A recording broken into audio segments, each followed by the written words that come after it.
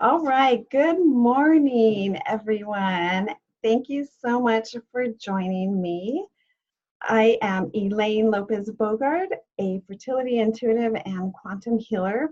And today I am very excited to have with me my amazing friend and teacher, Amy Wright Glenn, with me today. And Amy is the founder of the Institute of the Study of Birth, Breath, and Death, and the author of Birth, Breath, and Death, Meditations of Motherhood, Chaplaincy, and Life as a Doula, and Holding Space on Loving, Dying, and Letting Go.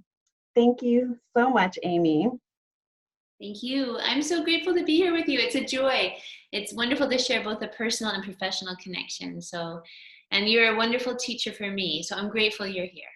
Thank you so much. So what I did is I have started interviewing women this month, October. October is Pregnancy and Infant Loss Awareness Month. And this month is very important for me. My business basically started because after I experienced a pregnancy loss. And what I have found is there are numerous other women that have experienced something similar, that as a result of their loss they have been compelled to help and to support women in the loss community. And you and I met in April when you came to Maui for the death doula training with Bodhi B, and you were a teacher during that training. And I really just loved everything that you offer and that you share. And I know that you have also experienced miscarriage. And so if you wouldn't mind, let's just start with you sharing a little bit about your story and how that impacted your life. I feel that you were doing chaplaincy before you had a loss, is that correct? Mm-hmm. Okay. So Right. yeah, if you wouldn't mind just sharing a little bit about your story.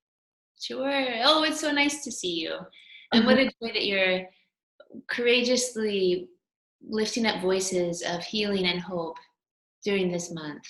And this month was created because women and men felt like the pain of pregnancy loss was so silencing. It was so silencing for so many because it's hard to talk about death in a culture where it's considered a really private thing, right? And often people are uncomfortable even talking about the death of an older person who died, let alone a baby. Right. And birth is considered something that's, super joyful and wonderful. So when death touches birth, the silencing is pretty powerful. And I think the creation of this month and the lifting up of this month and the lifting up of the stories of our own losses, but also the deaths of babies or stillbirths of babies is just so important to help that silence start to become something that can be mindfully used. It's fine to be silent around pain when it's mindful, like the quietude of reflection. That's different than being silent because you're afraid to talk, that people wouldn't understand, or silent because you don't know what to say, so you just say nothing. And it's awkward or it's scary, right? That's a different kind of silence. So here's to mindful silence, but not the painful silence that's coming from a place of fear. So you would have a lot of fearlessness to talk about this. So thank you for that. Thank you. Mm-hmm. Well, I have to say it did take me a long time to get to this point. Yeah. And I feel like a lot of the reason why I am fearless about speaking about it is because of the years of suffering in silence. Mm-hmm. Years of not being able to speak up, of not being able to share my grief and my pain and my sorrow. And I know that there are so many other women in that same situation. And so I just feel like the more we can speak about it, the more we can inspire others to feel that freedom to process this and in their own time be able to speak up when they feel it's appropriate for them. Perfectly said. Right. And for me, my journey to create and craft courses on pregnancy loss, which is what I do, and that's why Bodhi B brought me to the International Death Doula training. You know, I spoke at that training, and my focus was about pregnancy loss, infant loss. And while most of the people in that training aren't planning to work in the birth world, a lot of the people in that training had known this kind of pain, whether in their own story, if they had a sister with an abortion or miscarriage or pregnancy loss, or a mom, or they had a close friend. And the room was full of deep reflection, because death reflected upon well will enable us to avoid putting more suffering on the suffering that already exists, right? So there is already suffering here. We can hold space for that, honor that, acknowledge that, but there's no need to add more suffering to the suffering. So a big piece of what I try to do in my work, and you mentioned, you know, bringing my own story. You know, I'm a mom, I'm 45, I have one amazing son that I love, and you know, Tabor, and I had been pregnant before him and after him, and in early miscarriages. And I have touched that kind of pain personally, and I've also held space for this type of pain in different faces, right, with different varieties, professionally. And that inspired me to try to think really carefully about what helps us not add suffering to suffering. You know, what helps a family as they hold space for the parents, not to say things that might come from a well-meaning place, but actually end up being heard in a way that's like, oh, that doesn't resonate, that hurts, you know. So how can we avoid that? And I think that's a real key, you know, just learning best practices for caring for each other, whether it's about birth or death or divorce or an illness or a disability. You know, there's so many stages in life where there's loss, and there's a lot of silence about some of that loss. A loss of innocence, you know, sexual abuse is a very deep loss. There's so many losses. And I think the more people can honestly speak about it and learn skills where you don't add suffering to the suffering, that's really helpful.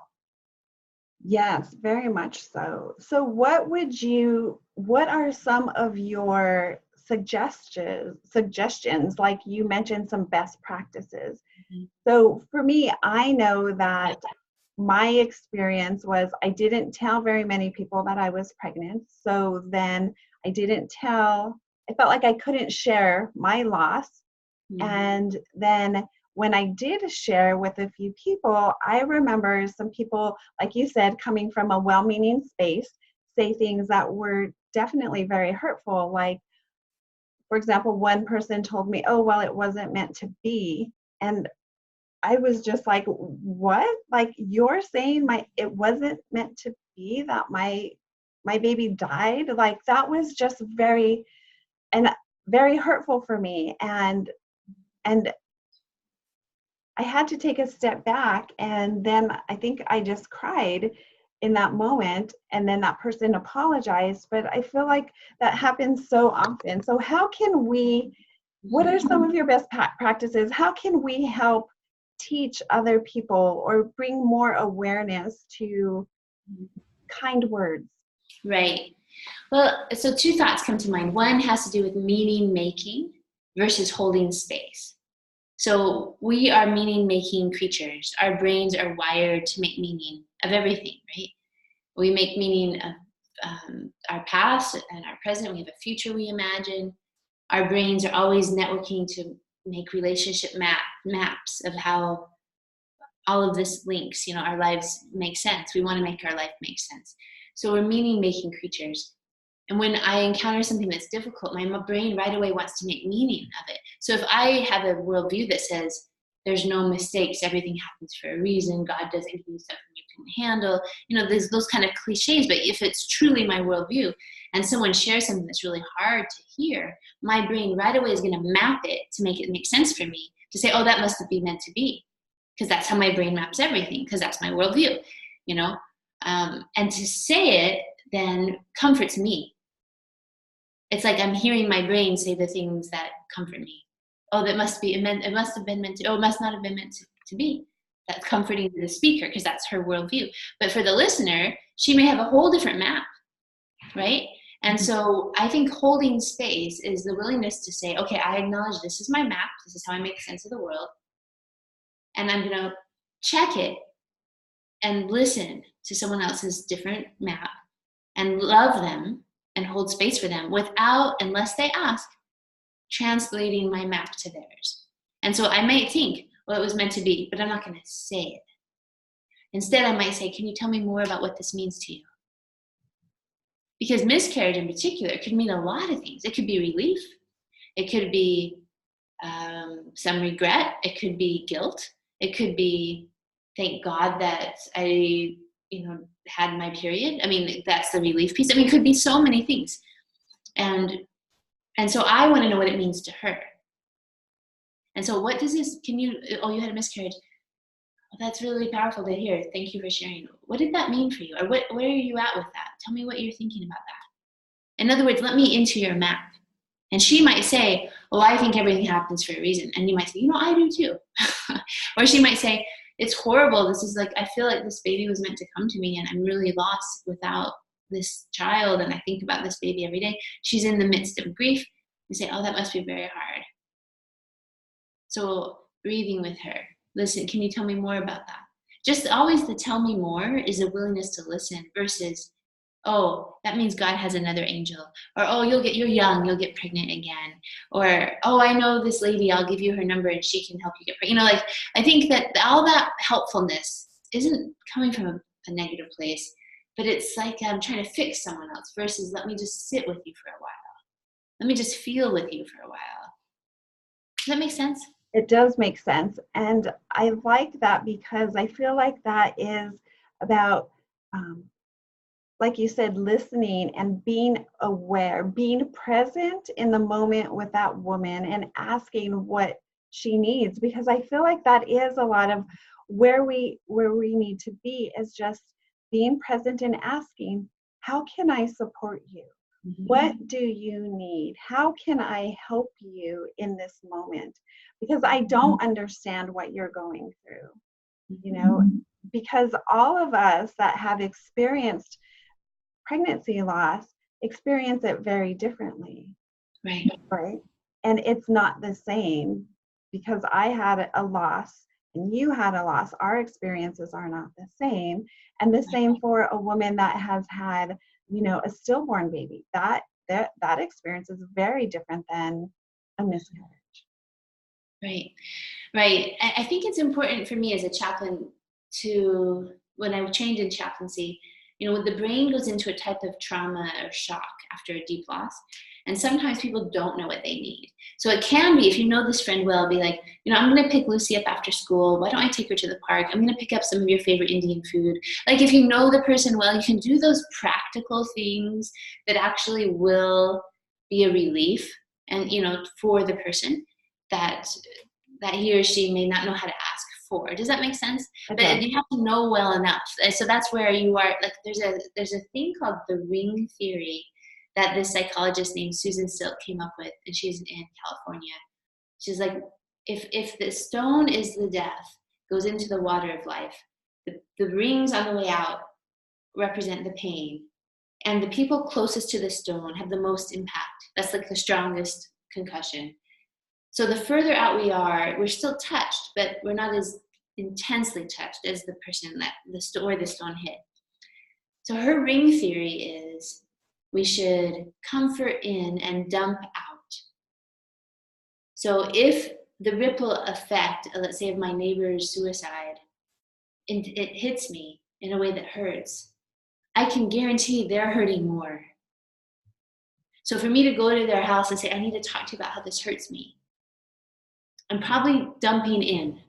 What I need to do is turn to you or good friends or my partner or my support and say, my neighbor, there was a suicide in our neighborhood. It really hurt me. It really affected me. That kid was only 20. What does that mean? And then to talk and to dump out with the people who are further away from the epicenter of pain. And then my comfort goes in. So I send cards, I send chocolate, I send, a donation to a memorial garden. I show up and say, I'm devastated with this news. I can be here with you. I can listen. Let me listen with you. It touched me. I care. I could cry with them, right? But I'm comforting in and dumping out. And I think often in the comforting in, people will say things that give themselves comfort, that give their mind that mental map, like, oh, this helps me make sense of my world. And before I share my wisdom, I want to make sure someone wants to hear it. Someone may not want to hear how I believe in reincarnation. And I think that, like, they may not believe in it, and they may be like, get out of my house. Like, this is not helpful. Like, I don't want to hear about this. It's, so it's, and I think it's important to say that everyone is going to mess up in the stickiness of grief, in the pregnancy loss, infant loss, devastation. Things will be said even by the most seasoned doula that aren't always wise, but that's how we learn. That's how we grow. And that's also how we can remind ourselves we're human. Like, we're imperfectly perfect, but we can at least make the effort not to add suffering to suffering. Yes, I agree very much so. Thank you for that. Mm-hmm. And so one thing that I want to ask you about is, as a chaplain, you see lots of different people and are around, let's just say, death in different ways, right? And there is sort of like the known death, right? We live our lives, and we grow, and we get older, and then older people pass away. Mm-hmm. But when a death happens to a baby, or when a death happens in utero, that is more of like an unthinkable death, right? Mm-hmm. Because that's something that we don't always think about. I know for me, I was very naive, thinking that pregnancy loss only happened during the first trimester. I didn't ever even think about it could happen later on, and it could happen, I've worked with women that have had the perfect pregnancy, and then in delivery, the baby dies. So when it comes to like that type of death, how, like, if you can just share some of your experience with that, and any insights that might be helpful for anybody listening to this, Right. Because that, I think about, the devastation of having to leave the hospital with empty arms, and that's a whole other area, and I feel like that really needs more. All of this needs more awareness, and again, this is why I would like to share. Right. Well, throughout much of human history, it was more common than it is today for women and babies to die in birth. So I think if we were to go back 500 years from now, it would have been a story that was spoken about more, because it happened more. And with the rise of modern medicine, the sense is it shouldn't happen at all. And if it happens a little. But it still happens, and the World Health Assembly is trying to bring the rate of stillbirth down, but they want it to, I think it's 10 per thousand is their goal, but it's still around 18 per thousand around the world. And each country is different. So in Pakistan, it's like 40 per thousand. So it depends on each country and how women have access to prenatal care, but also how young they are when they're pregnant. Because when girls get pregnant and have babies at 14 or 13, it's a higher risk for both the mother and the baby. Miscarriage is far more frequent than we used to know. I think people used to assume the periods were just late, but modern science has allowed us to notice with blood tests and, your HCG is high, you're pregnant, but it's like maybe 3 days. Whereas 40 years ago, we wouldn't have known, right? Mm-hmm. So I think modern medicine highlights how frequent miscarriage is, but we assume it should decrease stillbirth, and the hope is it can, but it still occurs. And when death happens before birth, or when death and birth happen so close and a baby dies and someone leaves the hospital, like you say, with empty arms, I would say that's a complicated form of grief, similar to like a murder or suicide or a type of accident that's kind of an unexpected twist to the whole day, like a skydiving accident or something, where you're like, that's not supposed to happen. So it takes a longer time for that rock that goes in the water. Those rings keep going for quite a while because it's an unexpected complication. It's like the rock is extra heavy, you know. So when my grandpa died and he was 98, I cried at his funeral. The tears were not so much, I can't believe he died, because I could believe he died, and he was 98 and he'd been sick for a while, and that's what happens when you're old. I expected it, but it was more like, I'll miss his smile. And he was a great grandpa for me. And this might be the only time the whole family gathers like this for a long time again. And he loved us all a lot, you know. The tears were more about reminiscing and gratitude. But when a baby dies, the reminiscing and gratitude are minimal compared to the, I can't believe this happened, and why me, and I'll never, you know, because the baby lived maybe 30 minutes a day, 2 days, and there's not a lot of memory to be built. Like, you try to pull every second out like it's putty to make it last. Very different than 98 years with somebody. So that type of grief is like a heavy rock, and it takes a lifetime for many to reconcile that. And I think the work of Alan Wolfelt is really helpful here. So when I teach pregnancy loss trainings, and I have courses online that are pre-recorded, I also do in-person trainings, I really highlight Alan Wolfelt's work, and he does a lot around companioning the bereaved. And he says the companion doesn't try to fix the grief. We can't make it go away or put the person back to normal, because now there's no normal to go back to. We're forever changed. And he says that can actually be a growth experience, that people can grow through hardship or trauma or loss, and post-traumatic growth is real. What can a companion do to try to make sure there's not suffering on suffering, so that growth could happen, right? To believe the bereaved, to believe their experience, to give that person the space he or she needs to grieve, either private or public. But the grieving is important. Wolfelt will say, we grieve inside, but when we express it, he calls that the mourning. We need to grieve, that's important, and the mourning is important because that reconciles the grief. So private rituals or tattoos or drawings or art or dance or go for walks or gardening, all that can be done alone. But there are examples of how we start to reconcile the grief, how that concussion starts to, it changes the water forever, but it's no longer like overwhelmingness 24/7. And there's some kind of growth that can come, even if a person decides that was a random act of nature that I experienced, and there was no meaning to it, but I choose to give it meaning. I choose to use this experience to deepen my compassion. And we can choose that about our pain. We can choose to allow it to deepen our compassion instead of make us bitter.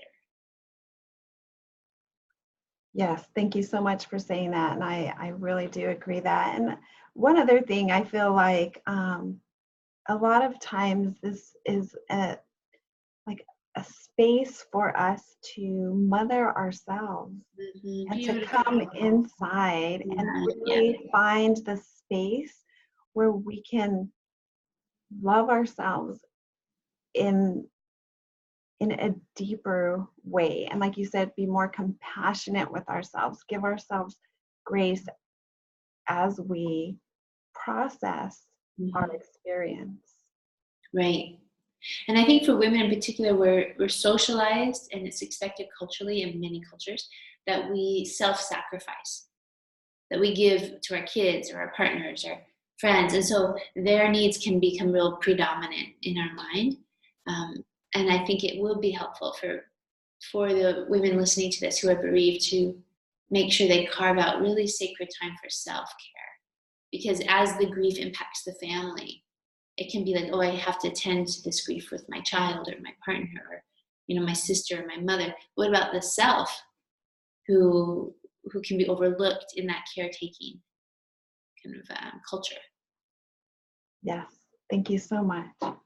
And so now I would love for you to share about your program and how like, who does your program help, and also where can people find you if I have lots of friends that are doulas, and I feel like your program would be really beneficial for doulas and also for women that have experienced loss. So you could share a little bit more about that. Sure.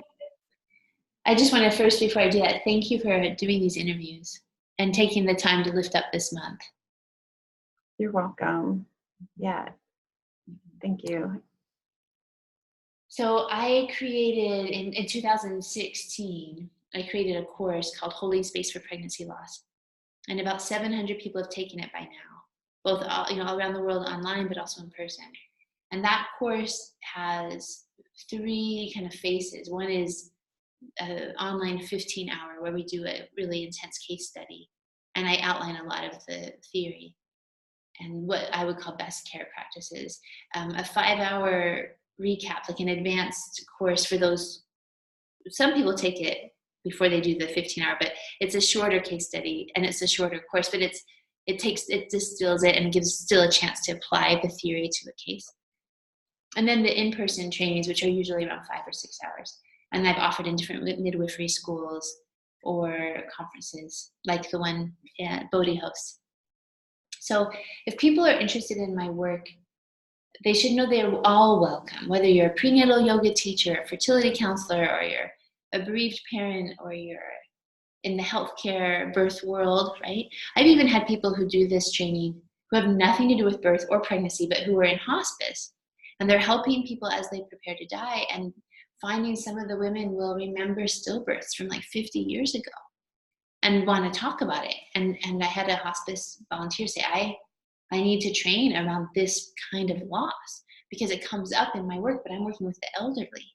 But that shows you that ripple effect, if there's no one to hold space for us, if there's no way to integrate, if we don't know how to mourn, if we're not giving permission to mourn, if silence is overwhelming, if the baby's taken before you ever see the face of your child, which is what they used to do, thinking that was better for the parents not to see, that can be an unintegrated chunk of grief that like kind of lodged in the self for many decades until it's finally opened. And opening doesn't mean, like, let's say my fist is grief. Opening doesn't mean I'm going to like pry that grief open for somebody. It means I'm gently going to hold it, and over time, the nature of being held is to soften. Like the nature, I think when human beings are surrounded with love, we open, we soften, we feel it. When trauma happens in a human life, it freezes the love. It makes the love like tight, makes the being tight. And when death happens to a baby, we want to love. It's a deeply intense and painful experience. And parts of the self can knot up. And that bitterness happens when too much of the self knots up, right? And we're like, I don't want to feel anymore. I don't want anyone to love me anymore. It hurts too much to open. This is too painful. And that can happen. People can live like that for a long time. Mm-hmm. So people take my course from many different places, and they take either the online courses or the in-person, or sometimes a mix. I've even trained people to teach it. I have a group of people now who are trained to teach it.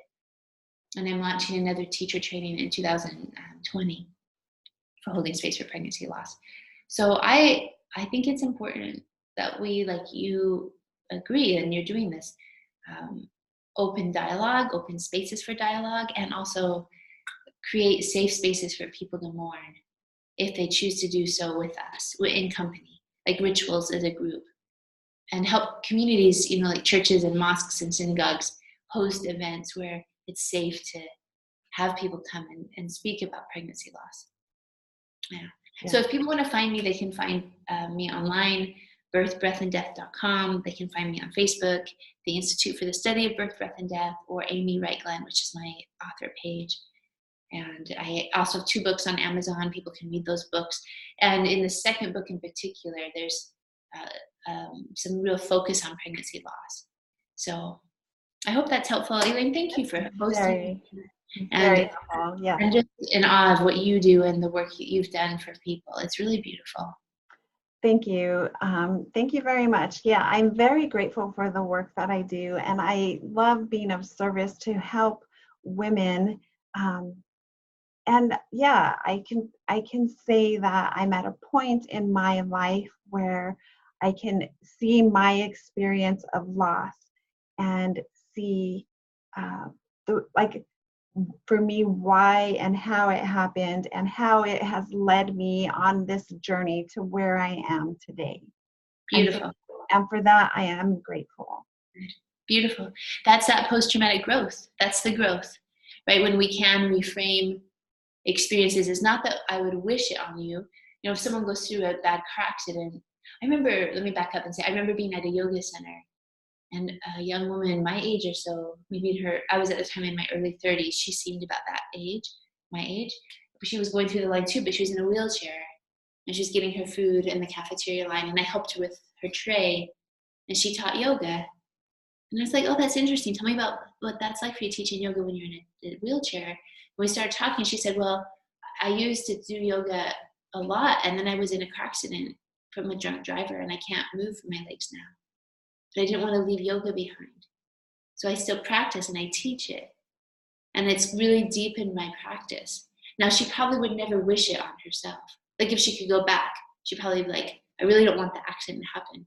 But because it did, and because she didn't become bitter, and because she chose to frame it as a growth experience, she chose to deepen her compassion and her capacity to teach. She says, my practice is deeper than it was, because yoga is more than moving your legs.